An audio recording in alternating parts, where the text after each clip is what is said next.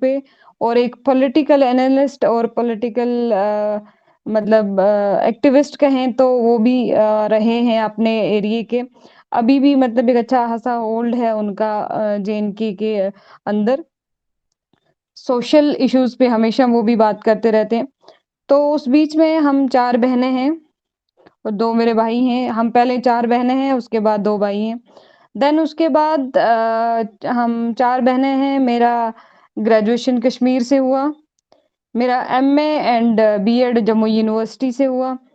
फिर मेरे मन में ऐसा आया कि दिल्ली जाना है, मेरे पापा मेरे साथ आए, तो दिल्ली बेस्ड कुछ काम मैंने शुरू किया, छोटा-मोटा अपना एक बिज़नेस भी मैंने स्टार्ट किया है।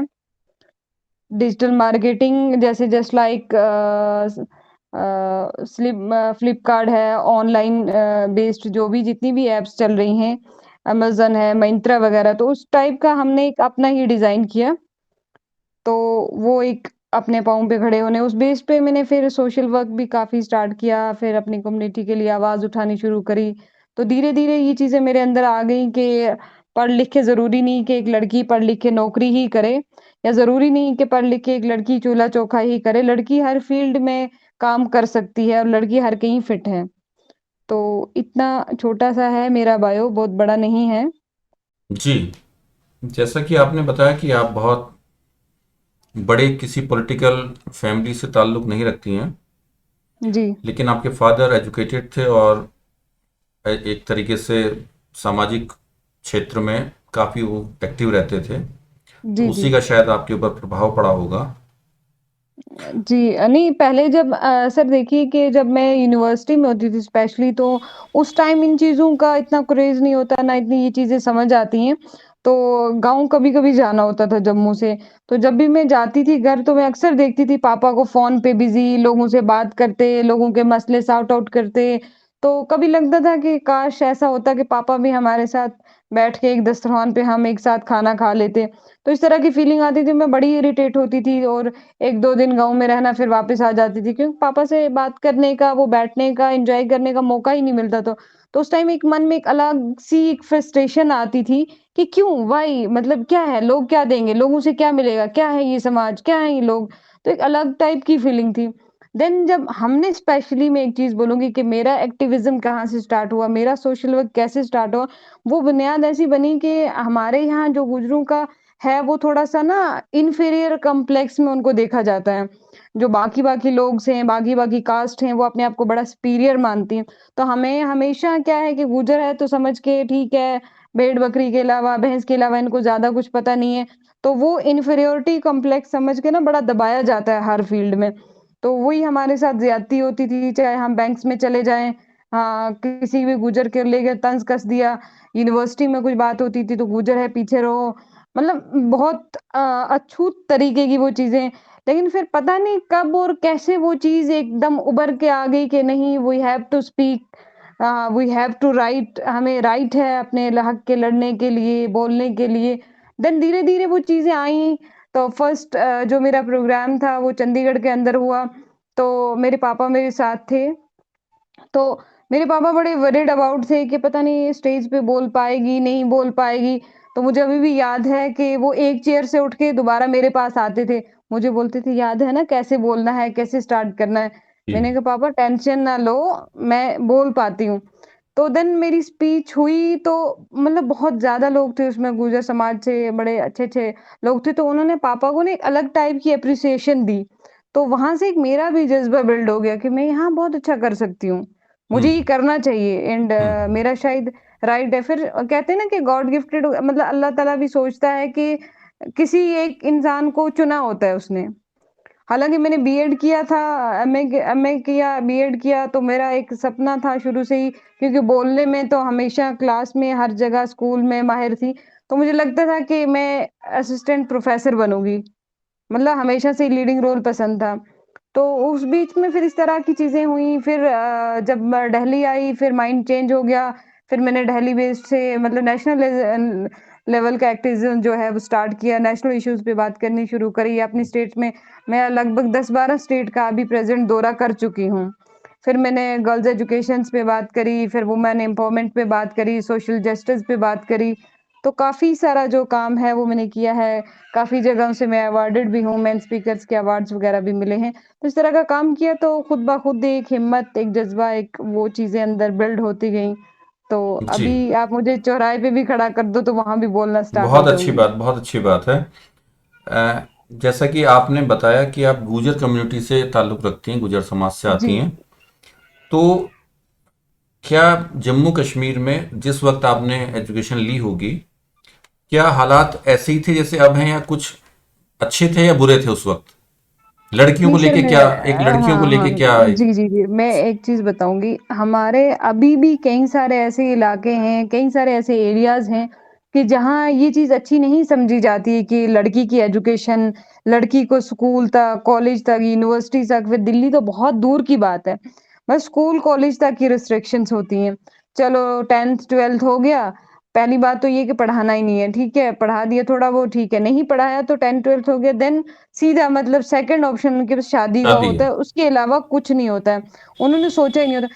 हाँ, कुछ ऐसी 10% फैमिलीज़ होंगी जो जिन्होंने मतलब जो लोग निकल के आए हैं आगे, मतलब काफ़ी अच्छे लोग भी हैं गुर्जर सोसाइटी के अंदर जो स्पेशली मैं जम्मू कश्मीर की बात करती हूँ, तो वो लोग थोड़ा अपनी बच्चियों की तरफ ध्यान दे रहे थे, ये वो। लेकिन ये है कि उतनी भी फ्रीडम नहीं दी थी कि ठीक है भाई, कहीं भी रह लो, कहीं भी कर लो, कुछ भी।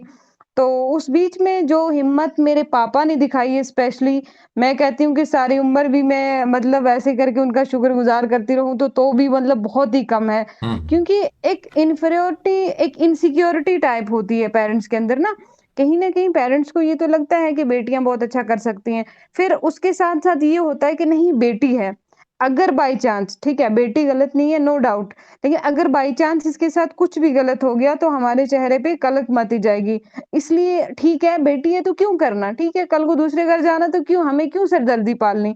तो ज़्यादा कोई मतलब झंझट में पड़ना ही नहीं चाहता ज़्यादातर, तो इस तरह की चीज़ें थी। लेकिन पापा ने कहा नहीं, अगर ये लोग पढ़ना चाहते हैं तो मैं इनका बराबर मतलब साथ दूँगा, चाहे मुझे कुछ भी करना पड़े, चाहे इनको कैसी किस तरह भी फैसिलिटेट करना पड़े, मैं करूँगा। तो वो एक इन्फ्लुएंस अच्छा गया सोसाइटी पे। मेरे मतलब जो मेरी पहली जनरेशन थी, मुझे लगता है कि मतलब वो बहुत कम इस तरफ ध्यान दे रहे थे, स्पेशली मैं अपने एरिया की बात करूँ। लेकिन जो मेरे बाद-बाद की जनरेशन है, सब इस टाइम मतलब लाइन में है कहीं न कहीं। कोई अच्छा कर रहा है और हमारे यहाँ से तो लड़कियाँ, आपको पता है कि इस टाइम आईएएस भी क्वालीफाई कर गई हैं, एमबीबीएस भी क्वालीफाई कर गई हैं, पायलट तक की क्वालीफाई कर गई हैं। मतलब अच्छा इन्फ्लुएंस है अभी जेएनके में, अभी की प्रेज़ेंट सिनेरियो की अगर मैं बात करूँ तो। अभी जो मैंने देखा है कि काफ़ी सारी स्टेट से ज़्यादा इस टाइम हमारी स्टेट कहीं न कहीं रिसोर्सेज़ बहुत कम होने के बावजूद भी। देखिए ना जी, सर, जैसे मैं यूपी में गई हूँ, एमपी में गई हूँ, राजस्थान में गई हूँ, उत्तराखंड में गई हूँ, हिमाचल में, मैंने देखा है सर आप लोगों के पास हर तरह की फैसिलिटी है। मतलब कोई भी ऐसी दिक्कत नहीं कि आप अपनी बेटियों को स्कूल ना भेज पाओ, कॉलेज ना भेज पाओ, यूनिवर्सिटी ना भेज पाओ। और हमारे यहाँ के कई सारे ऐसे एरियाज़ हैं कि जिनकी ऐसी दिक्कत है कि लड़कियों को खुद अभी भी 2-2 3-3 किलोमीटर दूर से पानी सर पे उठा के लाना पड़ता है। और स्कूल की बात रही तो स्कूल भी 2-2 3-3 किलोमीटर मतलब पैदल चल के जाना पड़ता है। तो लैक ऑफ मतलब रिसोर्सेज़, लैक ऑफ इंफ्रास्ट्रक्चर, मतलब बहुत बुरा हाल। उसके बावजूद भी मैं सोचती हूँ कि हमारे बच्चे कितनी मेहनत करते हैं और उसके बावजूद वो कुछ कर पाते हैं, तो देन मैं बड़ा प्राउड फ़ील करती हूँ कि अदर स्टेट के मुकाबले में हमारे लोग कितने मेहनती हैं। बिल्कुल। सही कहा आपने। जो चीज़ें आपने अभी बताई कि स्कूल बहुत दूर हैं, संसाधन कम हैं, तो आपको ये नहीं लगता कि कहीं न कहीं इसके लिए जो पिछली सरकारें रही हैं, वो ज़िम्मेदार रहीं कि वो प्रॉपर एजुकेशन, प्रॉपर फैसिलिटीज़ नहीं दे पाईं वहाँ की जनता को, वहाँ देखो के युवाओं को, वहाँ के बच्चों को? हमेशा से सर ऐसा हुआ है, आज का नहीं, हमारा जो देश है वो 73 वर्ष से आज़ाद है, लेकिन मुझे नहीं लगता कि हमें किसी भी तरह की आज़ादी है। According to my point of view, क्योंकि मैं इतनी सारी स्टेट घूम चुकी हूँ, तो मैं उनको ना अपनी स्टेट के साथ कभी-कभी कंपेयर करती हूँ। तो लगता है यार, पता नहीं हम कौन से अभी भी उस अंधेरे में हैं कि मतलब ये नहीं, आपको सियासत, लगता है कि ये आज चीज़ें। आज भी आपको आज़ादी नहीं है? आपको क्या नहीं, लगता है आज? आज़ादी उस टाइप की नहीं मैं बोल रही। आज़ादी, हम आज़ाद हैं, वो कोई दिक्कत नहीं है। मतलब बात जहाँ तक मैं डेवलपमेंट की करूँगी, मैं डेवलपमेंट की नहीं, बात कर रही हूँ, मैं डेवलपमेंट तो वो एक अलग चीज़ वाली हो गई। एक आज आज़ादी की जैसे बात आपने नहीं, नहीं, कहा नहीं, कि वो जैसे वाली हमें। आज़ादी की बात नहीं कर रही हूँ मैं। मैं आज़ादी को इसके साथ नहीं कंपेयर कर रही हूँ, मैं आज़ादी को एक इंफ्रास्ट्रक्चर की बात कर रही हूँ और मतलब इसको डेवलपमेंट को लेके मैं ना दूसरी स्टेट्स के साथ कंपेयर कर रही हूँ कि देखो यहाँ की हालत देखो और बाहर की स्टेटों की हालत देखो और यहाँ ये हालत करी है अगर तो ज़ाहिर-सी बात है सरकारों ने करी है। इसके लिए जितना भी पैसा आया जिम्मेदार आप किसको जितना भी मानती हैं? पैसा आया है कश्मीर के नाम पे, जितना भी ऐसा नहीं है कि सेंटर से पैसा नहीं है, ऐसा नहीं कि सेंट्रल गवर्नमेंट ने कभी मतलब अपलिफ्टमेंट करने की कोशिश नहीं करी या ध्यान नहीं दिया। हमेशा से जो लोग रहे हैं सरकार में उन्होंने खाली वोट बैंक्स की पॉलिटिक्स की है। खाली हमारे स्पेशली मैं गुर्जर समाज की बात करूँ तो हमें तो तालियों के लिए यूज़ किया गया आज तक। बोलने का तो कभी मौका ही नहीं दिया, ना स्टेज पे चढ़ने का मौका दिया। नहीं, ओवरऑल एक हम पूरे कश्मीर की बात करें, जम्मू कश्मीर को लेते हैं, अगर पूरी कश्मीर और जम्मू को लेके बात करें, तो आपने जैसे कहा कि इंफ्रास्ट्रक्चर डेवलपमेंट नहीं हो पाए पिछले 70 सालों में, और तो उसके लिए जिम्मेदार कौन रहा? वहाँ की जनता जिम्मेदार रही, वहाँ के हालात जिम्मेदार रहे, या सेंटर गवर्नमेंट जिम्मेदार रही? नहीं, ऑब्वियसली मैं कहूँगी कि स्टेट गवर्नमेंट ज़िम्मेदार है उसके लिए। देखो, जब हम कोई इश्यू होता है ना कहते हैं कि बच्चा रोता है तो माँ दूध देती है। जब यहाँ के लीडर्स वो डिमांड करते, वो माँग करते तो सेंटर से ज़ाहिर-सी बात है कि कश्मीर के नाम पे लोगों ने बहुत पैसा खाया है, इसमें नो डाउट कोई डाउट वाली बात नहीं है। हम्म। तो कहीं न कहीं उन लोगों ने शायद अपने घर बनाए, अपने बच्चों को अब्रॉड, अमेरिका वगैरह भेजा तो आम लोगों को देखा ही नहीं कभी पलट के। अब जिस किसी ने बेचारे ने आवाज़ उठाई उसको जेल में बंद कर दिया, पीएसए लगा दिया, ये कर दिया, वो कर दिया। अब वहाँ वैसी जगह में कौन बोलने की हिम्मत करेगा? जी। अभी पिछले 4-5 सालों से कश्मीर में क्या कुछ बदलाव नजर आया? जैसे धारा 370 हटाई, बहुत सारे नए चीज़ें वहाँ इम्प्लीमेंट की जा रही हैं सरकार के द्वारा, सेंट्रल गवर्नमेंट से, बहुत सारी कंपनीज वहाँ जा रही हैं, बहुत सारा रोजगार के लिए सरकार प्रयास कर रही है बच्चों को देने का, युवाओं को। तो अब कुछ चेंजेस दिखाई दे रहे हैं आपको? वहाँ कुछ बेहतर हुआ है पहले से, या अब भी वैसा ही है? सर सॉरी जी। दोबारा आपको आपने नहीं, सुना? नहीं, नहीं, नहीं हो गया नहीं हाँ, कॉल आ गई थी बीच में जी सॉरी फॉर जी। दैट। तो मैं ये कहना चाहूँगी कि जैसे आपने 370 की बात करी तो मैं ज़्यादातर इस तरह के कंट्रोवर्शियल इश्यूज़ पे नहीं बोलती हूँ। तो बात रही 370 की, चलिए 370 चलिए थ्री होते भी चलिए नहीं, नहीं, थ्री नहीं, नहीं थ्री मैं सेवेंटी लेट छोड़ मी क्लियर छोड़ छोड़ नहीं, दीजिए। नहीं मैं उसके बाद की बात कर रही हूँ ना, मैं उस पे बात ही नहीं कर रही हूँ। पिछले तो 5 सालों में कुछ उसपे जी, परिवर्तन जी हुआ है? हाँ, मैं 370 के बाद की बात करूँगी। जी। तो उसमें अभी देखो जैसे 370 था तो तब भी हालात वैसे ही थे। 370 हटा है तो कुछ चीज़ें चेंज आई हैं। कुछ चीज़ें में जो कि मुझे स्पेशली जो मैं फ़ील कर रही हूँ, जो मैं देख रही हूँ वो वो चीज़ें। वो चीजें अभी जो निगेटिव, हम डेवलप आप निगेटिव नहीं, नहीं, सोच नहीं, रही हैं या नहीं, नहीं, नहीं पॉजिटिव चेंज है नेगेटिव ये? बिल्कुल नहीं, पॉज़िटिव सोच रही हूँ, नेगेटिव बिल्कुल नहीं सोच रही। जो चीज़ें इंसान फ़ील करता है वो बी फ्रैंक इंसान बोल सकता है। तो चेंज ऐसा आया है कि 370 के बाद जो हमें मतलब मिलिटेंसी एक बहुत बड़ा वो था अपने आप में एक तूफ़ान, खौफ़ज़दा, वो चीज़ें बहुत कम हुई हैं। और जो पथराव बच्चों के बीच में वो एक आम बच्चा भी निकलता था, एक बहुत छोटा-सा बच्चा घर से निकलता था और सामने कोई गेज़ेटेड ऑफ़िसर जा रहा होता था या कोई भी कितना बड़ा आदमी जा रहा था, उसे रोक देता था, गाड़ी रोक, गाड़ी से नीचे उतर, शीशे तोड़ देना, ये करना, इस तरह की बदतमीज़ियाँ और कई सारी हम्म। चीज़ें हैं कि जो कंट्रोल में हुई हैं आफ्टर 370 जब से सेंटर का रूल हुआ है यहाँ पे। तो इस तरह की ये जो चीज़ें हैं, एक अमन, एक शांति, एक चैन, तो हम एक अभी तक जो वो डेवलपमेंट होनी चाहिए थी क्योंकि उसके बाद लगातार 370 हो गया, 1 साल बंद रहा, उसके बाद फिर कोरोना, उसके बाद फिर कोरोना, इस तरह की चीज़ें आती रहीं। हम्म। तो डेवलपमेंट के नाम पे अभी कुछ हुआ नहीं है। काफ़ी सारे प्रोजेक्ट्स बने हैं, अभी तक कोई स्टार्ट नहीं हुआ है। काफ़ी सारी कंपनियाँ तैयारी कर रही हैं, अभी हम्म। तक कोई आई नहीं है। तो कहने का मतलब ये है कि हम एक उम्मीद कर सकते हैं। सरकार कोशिश तो कर रही है कुछ अच्छा करने के लिए वहां के बच्चों के लिए। बिल्कुल, देखिए ना अब कहते हैं ना कि यहाँ के बच्चे पत्थर क्यों उठाते हैं? आप तो बताएं, आप देखिए बताएं। जी, हाँ, जहाँ तक मुझे लगता है कि देखो पत्थर उठाने का मेन कारण ऐसा होता है कि जैसे कोई बच्चा ग्रेजुएट होता है, ग्रेजुएट होने के बाद एकदम ग्रेजुएशन तक उसकी एक लाइफ़ अलग ही स्टाइल की होती है, उसे पता ही नहीं होता मैं कहाँ हूँ, कौन-सी दुनिया में हूँ, पैसा मिल रहा है, यूनिवर्सिटी जा रहा हूँ, यूनिवर्सिटी कॉलेज से वापस आ रहा हूँ। देन आफ्टर दैट थोड़ी-सी मैच्योरिटी लाइन आ जाती है ग्रेजुएशन के बाद, फिर उसे थोड़ी-सी फ़िक्र होने लगती है अपने करियर की, जब वो पोस्ट ग्रेजुएशन में एंट्री मारता है। तो इस तरह की चीज़ें होती हैं। जब वो पोस्ट ग्रेजुएट हो जाता है, एमफिल होता है, पीएचडी होता है, तो पीएचडी के बाद जब उसे लगता है कि मुझे यहाँ जॉब नहीं मिलने वाली है, तो वो बेचारा कोई रेहड़ी लगाता है, कोई दुकान खोलता है, कोई किस तरह की चीज़ें करता है। फिर ये लॉकडाउन, फिर इस तरह की चीज़ें, फिर कभी क्या, कभी मतलब ये दंगे, कभी फसाद, कभी ये अटैक, कभी वो अटैक। तो वो क्या होता है कि जो बिज़नेस में वो बेचारा पैसा इन्वेस्ट करता है, वो भी उसका लैप्स हो जाता है, मतलब उसमें भी उसे नुकसान। तो उसे लगता है यार ये भी नहीं हो सकता, वो भी नहीं हो सकता, चलो फिर या पत्थर ही उठाऊँ या तो फिर गन उठाऊँ, 2 ही ऑप्शन होते हैं उसके पास। या तो फिर वो मरता है या फिर वो दूसरे को मारता है। तो मुझे लगता है कि देखो ना, सरकार को, जो मैं बात करूँगी अगर मैं नेशनल लेवल की बात करूँ, तो जो भी है इंडो-पाक की आपस में वो है, तो ये इस तरह से हल कभी नहीं होती, क्योंकि मैं स्पेशली गुज्जरों की बात करूँ तो एलओसी लाइन पे हमारे ज़्यादा लोग आते हैं। बात ये आपस में बड़ी-बड़ी ऑन द कैमरा बैठ के करते हैं, लेकिन नौजवान जो हैं वो हमारे सबसे ज़्यादा शहीद होते हैं। हमारे बच्चों को नुकसान होता है, हमारे स्कूल डैमेज होते हैं, घर डैमेज होते हैं, हालाँकि उनके मवेशी डैमेज होते हैं। हमेशा कहीं न कहीं पाकिस्तान की तरफ से गोलाबारी होती है या इंडिया की तरफ से होती है, तो बीच में जो लोग होते हैं एलओसी पे, वो ज़्यादातर हमारे लोग होते हैं। तो मैं ये कहती हूँ कि शांति तभी हो सकती है कश्मीर में कि जब तक ये दोनों मुल्क ऑन द टेबल बैठ के बात नहीं करते। तो ज़्यादातर मैं सेंटर का अगर फ़ोकस चाहूँगी तो वो इस चीज़ पे चाहूँगी कि ज़्यादा से ज़्यादा वो एंगेज कर पाएँ, तो उन्हें मतलब यूथ को एम्प्लॉयमेंट में एंगेज करना पड़ेगा। अगर इस चीज़ से वो बाहर लाना नहीं, चाहते हैं आप उनको। आपको ये लगता है कि इंडो पाक अगर बात करें, बात तो पिछले 70 सालों से हो रही है, लेकिन हिंदुस्तान तो कभी कुछ करता नहीं है, करता तो पाकिस्तान ही है ना जो भी कर रहा है। कब नहीं, तक, तो कब तक बात करेंगे, नुकसान कब तक बात करें?